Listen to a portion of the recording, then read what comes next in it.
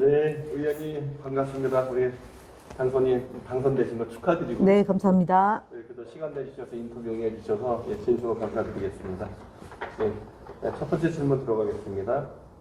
지역 발전을 위한 다양한 공약도 있지만 가장 인상 깊었던 것은 당선 소감으로 말씀하셨던 윤석열 정권 심판의 무거운 중책을 맡게 되셨습니다. 보수 언론과 정권 차원의 압박이 예상되는데 혹시 두렵지는 않으시는지요? 정치인이 두려워할 대상은 정권이 아니라 국민이다라고 생각하고요.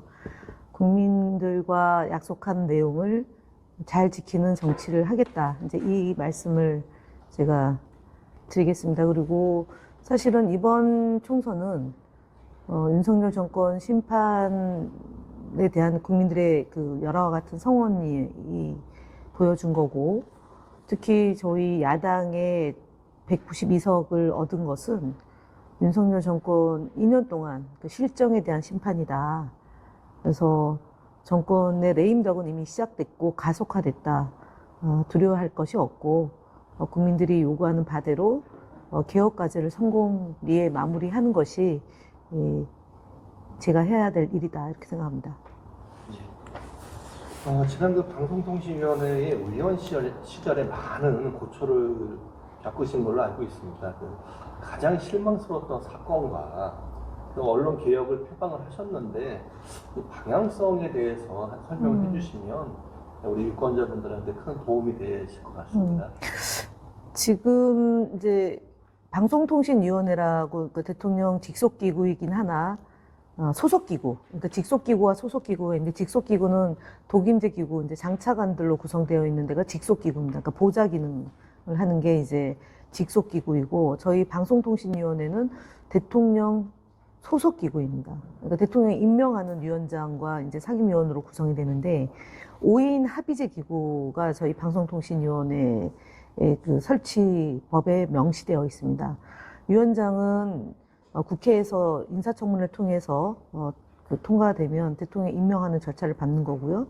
또 한 분은 또 대통령이 추천하는 차관과 그 다음에 그 국회에서 그 일 야당과 그 여당, 그러니까 지금 경우로 치면, 그러니까 대통령을 배출하지 못한 교섭단체에서 추천을 2인 하도록 돼 있고, 대통령을 배출한 정당에서 원내 교섭단체에서 이제 1인을 이렇게 추천해서 5인으로 구성되게 돼 있는데, 그 위원장은 개인의 의사가 없는 한에는 임기가 보장되어 있는 자리입니다. 3년의 임기가. 그리고 국회에서 탄핵 절차를 밟아서 그만두게 되는 것 외에는 임기를 보장해줘야 되는데 한상혁 위원장을 중간에 임기를 채우지 못하게 하고 쫓아냈습니다. 그리고 나서 진행된 것이 KBS에 대한 탄압, MBC 박문진 해체, 그리고 YTN 민영화 이런 등의 이제 일련의 일들이 벌어지게 된 건데 그 과정에서 가장 충격적인 것은 TV조선 재승인 과정에서 점수를 수정한 것을 조작했다는 명목으로 위원장과 지금 방통위 직원 2명이 구속됐다가 보석 상태에서 재판을 받고 있는데 증인만 해도 한 60여 명가량이 증인으로 이제 재판이 진행 중으로 돼 있어요.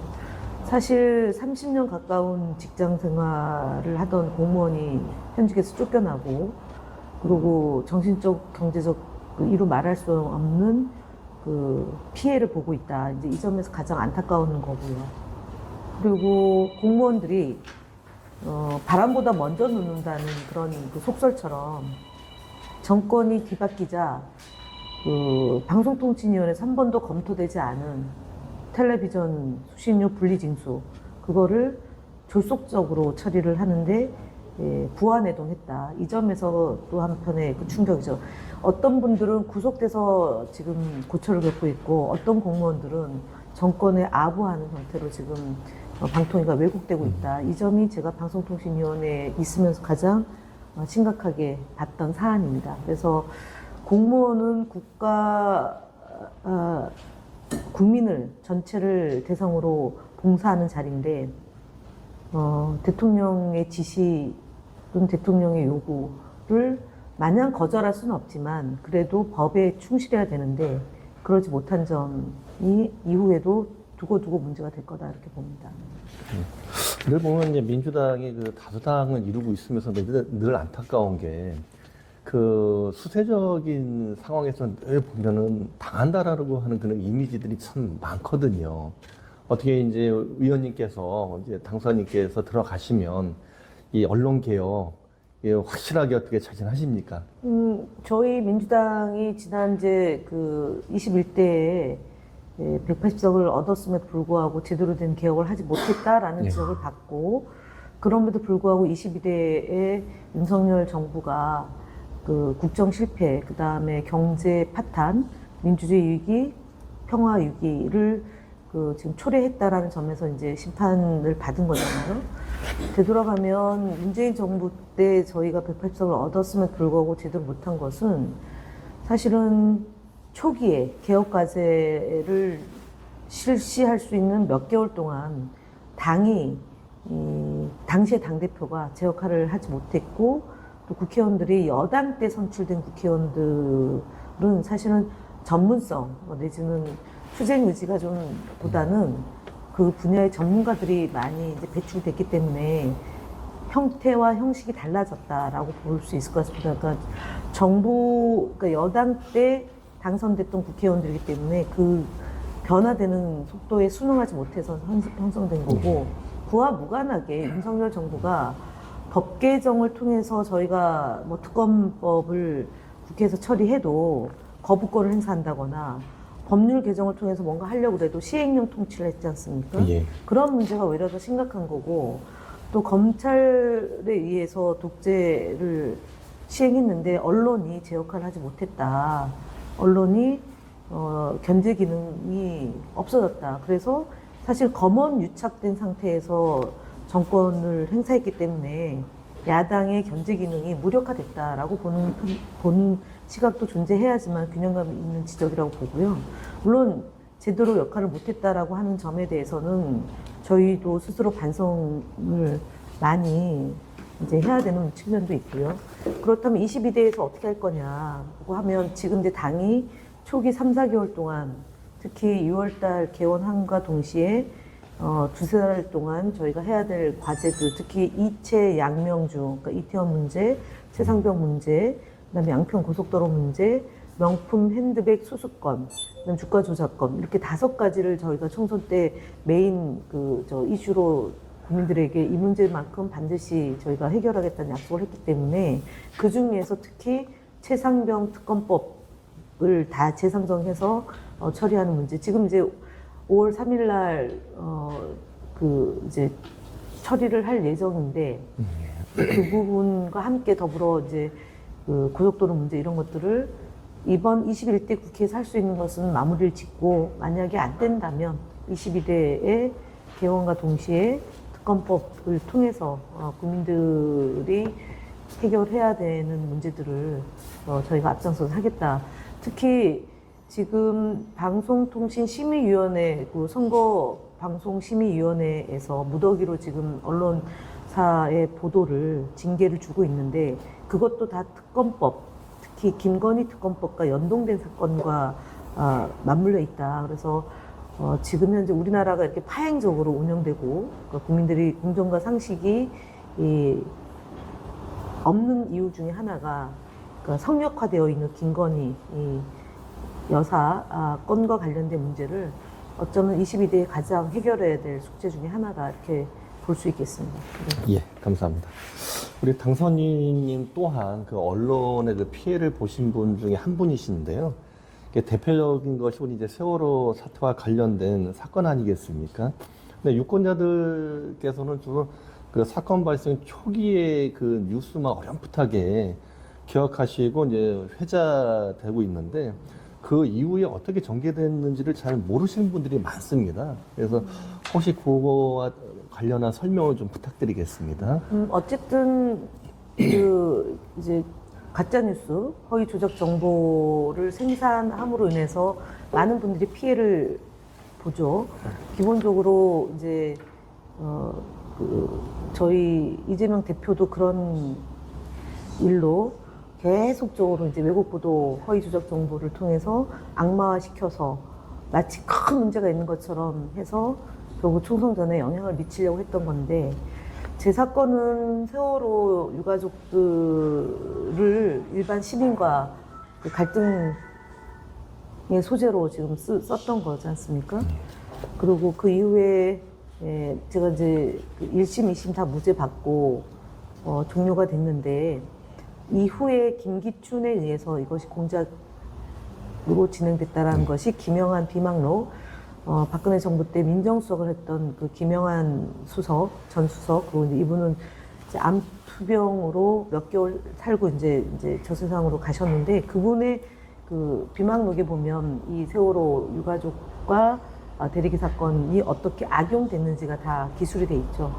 이런 문제를 이제 정치적으로 이용하는 세력, 그다음 언론이 무죄가 나고 또 행정소송을 통해서 제가 이제 그 보상까지 받았음에도 불구하고 그거는 이제 잘 다루지 않고 사건 초기에 이제 왜곡한 내용만 거의 100일가량 보도를 해서 저를 이제 거의 그 폭행을 한 사람으로 매도하고 만들었는데, 이 사건이 결국은 지금까지 우리가 세월호가 우리 사회에서 갈등 과제로 있고, 그다음에 생명안전공원을 제대로 하지 못하는 배경에도 연결되어 있다. 특히 박근혜 정권이 무너지게 된 결정적 배경 중에 하나가 세월호 참사 때 국가는 뭐 했냐.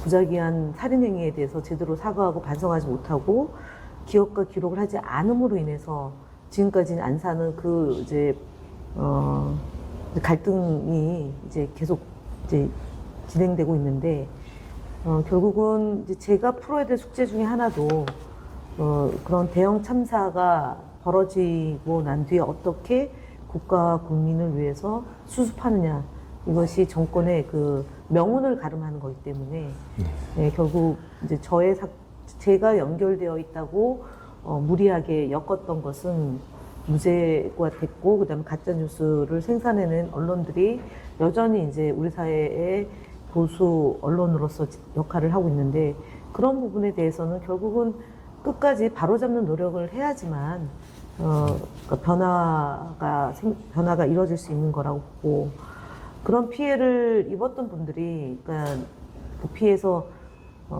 이제 내일이 아니다가 아니라 정말 이것이 공동체를 파괴하는 그런 언론에 조작하는 것을 극복하기 위해서 법 제도를 개선해야 된다. 특히 저희가 매번 보면 이제 정적 죽이기 또는 본인들이 저지른 사건을 무마하기 위해서, 지금 최상병 건도 그런 거 아니겠어요? 박정훈 대령에 대해서 수사한 대령을 재판에 넘겨서 고초를 겪고 있는 문제나, 아니면은 이태원 참사도 마찬가지죠. 유가족들이 끊임없이 이 사건의 진상규명을 위해서 정말 그 오치투지를 하면서까지 했는데도 불구하고 제대로 그 진상규명을 하지 않고, 또 사건에 연루된 사람들은 무죄 또는 빠져나가는 식으로 이렇게 봐주기를 하고 있는 이런 상황을 놓고 본다면, 이제 세월호 문제, 그 뒤에 벌어졌던 정권 차원에서 벌어졌던 일들을 이번 22대 국회에서 바로잡는 노력을 해야지만 사회가 한 발 더 전진할 수 있는 것 아닌가, 그렇게 생각합니다. 예. 그 한간에는 우리 김현 당선인께서 그 지역구 자기 자리를 찾았다라고 하는 그 말들이 이제 한간에 떠돌고 있습니다. 요거 혹시 맞다고 하면 그 요거에 대한 그 소개 한 말씀 좀 부탁드리겠습니다. 제가 이제 2014년도 세월호가 이제 참사가 발생하면서 안산으로 이제 오게 된 거고, 그리고 단원고가 이제 고잔동에 있고, 그 다음에 생명안전공원은 초지일동인데, 이번에 3명의 국회의원 당선인들이 제각각의 역량과 전문성을 갖고 있는 분이 이제 그 국민들로부터 선택을 받은 거지 않습니까? 그래서 한 사람의 힘으로 되는 문제는 아니고 3명이서 협의해서 이제 과제를 같이 해결해 나가는 게 이제 가장 중요할 것 같고요. 제가 지역이 이제는, 그러니까 지난번에는 19대 때는 비례대표로 이제 안산에 왔다면, 지역에 제대로 된 그런 수건 사업을 해결하기 위해서 정말 꼼꼼하게 챙길 수 있는 국회의원으로서 역할을 잘할 수 있다라고 박수를 보내줬고 응원해 주셨기 때문에 제가 2만 표 차이로 압도적으로 이제 승리를 했고, 사실은 정치의 그 덕목은 뭐 가진 자들을 위해서 뭘 하는 게 아니라 사회적 약자, 그 다음에 이제 어린이, 청소년, 그리고 이제 사회적으로 어려움을 겪고 있는 분들에게 내가 낸 세금이 내가 제대로 쓸 수 있도록 이렇게 뒷받침해주는 역할이라고 생각한다면 제가 해야 될 일이 무엇인가 현명하게 자리 잡을 수 있다 이렇게 보여주고, 지역 주민들을 선거운동 하면서 만났을 때의 마음과 되고 나서의 마음이 한결같이 정말 아까 처음에 질문이 두렵지 않냐는 질문에 국민이 제일 두렵다라고 하는 그 마음으로 정치를 하겠다 약속드리겠습니다. 네. 예. 그 안산시 지역구 그 세성 모두 기존의 민주당 국회의원님에서 이제 교체가 되지 않았습니까? 근데 이로 인해서 어떤 지역구는 거의 뭐 대부분의 시도위원님들이 이제 그 새 후보 캠프에 합류하지 않는 이제 사태가 벌어지지 않았습니까? 물론 이제 당선인 캠프는 예외였죠. 예. 근데 이렇게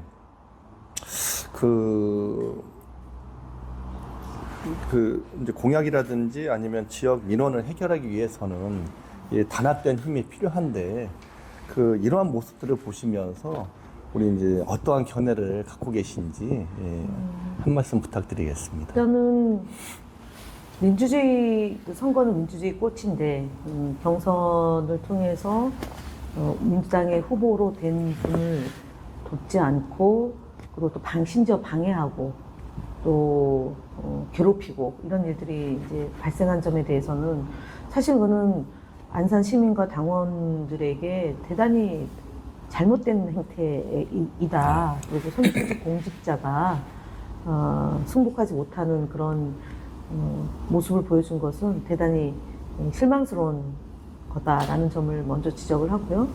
그리고 그 지역의 경우는 이제 현역 국회의원이 안산에서 많은 혜택을 받고 또 사랑도 받고 그랬던 분인데, 그런 지역에서 그런 볼상 사나운 일이 벌어진 점에 대해서는 애석하게 생각하고, 다시는 그런 일이 없도록 좀 당의 기강을 바로잡는 게 필요하다라고 봅니다.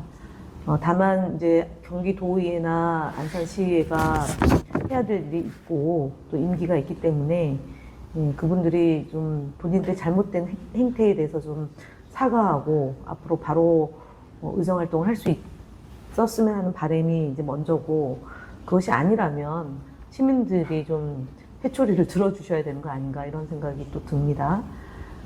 특히 이제 시의원, 도의원은 이제 그 자치 영역에서 선출된 분이고 정말 샅샅이 시민들이 가려운 것을 긁어주고 또 해결해야 할 난제들을 또 극복하고, 그것이 안산시, 경기도, 또 저는 이제 국회에 가서 대한민국 국가 예산을 가지고 이제 안산 시민들을 위해서 이제 역할을 해야 되는 거고, 그렇게 된다면 시의원과 도의원과 국회의원이 정말 호흡을 잘 맞추어서 안산시 발전에 이제 기여하는 거고, 시장 역시 우리가 당이 다르다 하더라도 시민들에게 봉사하는 마음은 똑같다.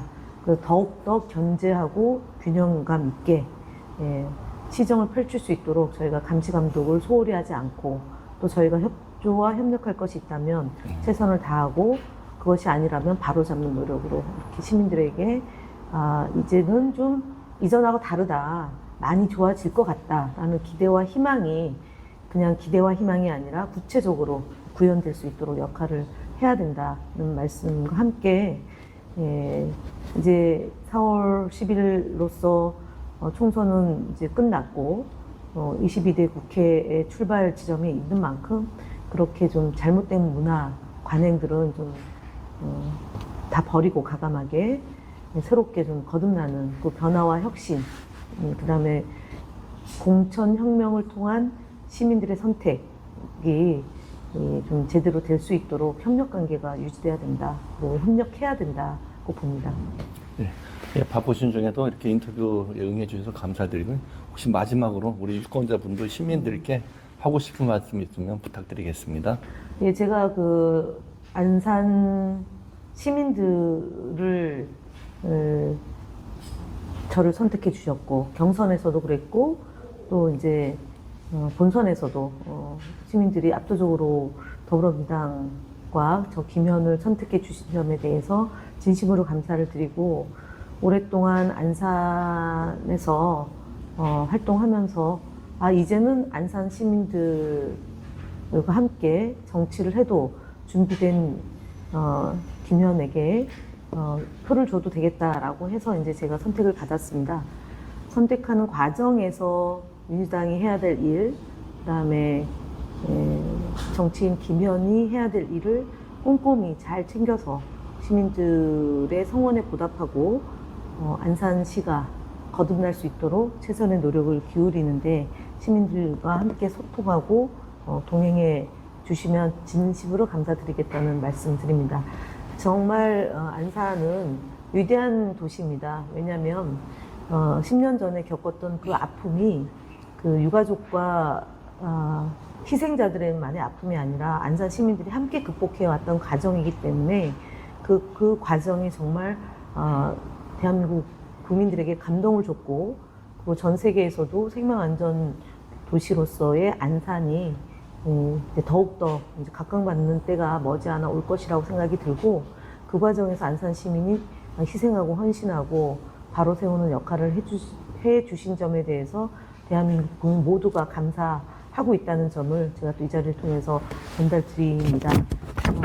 안산은 문화, 관광, 경제, 다문화, 노동 그런 중심 도시로서 제 역할을 할 수 있을 때까지 또는 하는 데까지 정말 최선을 다해서 일을 하겠다는 약속 말씀드리겠습니다. 감사합니다. 예, 감사합니다. 예, 이상 마치겠습니다. 네.